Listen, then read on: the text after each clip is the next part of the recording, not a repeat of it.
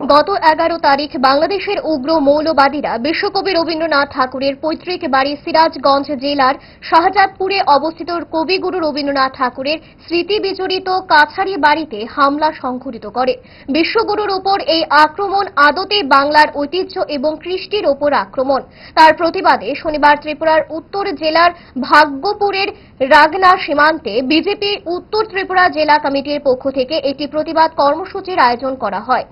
ধর্মনগর মহকুমার ইচাইরপাড় 1 নম্বর ওয়ার্ডের অঙ্গনওয়াড়ি স্কুলের সামনে থেকে একটি প্রতিবাদ র্যালি বের করা হয়, যা রাগনা সীমান্তে পৌঁছলে উপস্থিত পুলিশ টিএসআর বাহিনী ব্যারিকেড দিয়ে বিক্ষোভ র্যালিটিকে আটকে দেয়। যদিও বিজেপি কর্মীদের সঙ্গে পুলিশের ধস্তাধস্তি এবং ব্যারিকেড ভাঙার চেষ্টা করে বিজেপি কর্মীরা।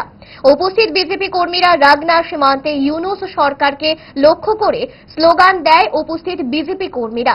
এই প্রতিবাদ কর্মসূচিতে উপস্থিত ছিলেন 55 বাগবাসা বিধানসভা কেন্দ্রের বিধায়ক যাদব লাল নাথ, বিজেপি উত্তর ত্রিপুরা জেলা সভাপতি কাজল দাস সহ দলের অন্যান্য নেতৃবৃন্দ।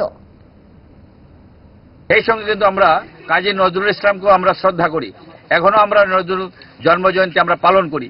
আর সেই জায়গায় দাঁড়িয়ে আমরা দেখছি বাংলাদেশের মৌলবাদীরা, বিশেষ করে মুসলিম সম্প্রদায়ের মানুষ, তারা আমাদের এই হিন্দু, আমরা কিন্তু রবীন্দ্রনাথকে হিন্দু কবি আমরা বলি না। রবীন্দ্রনাথ হিন্দু কবি হতে যাবে কেন?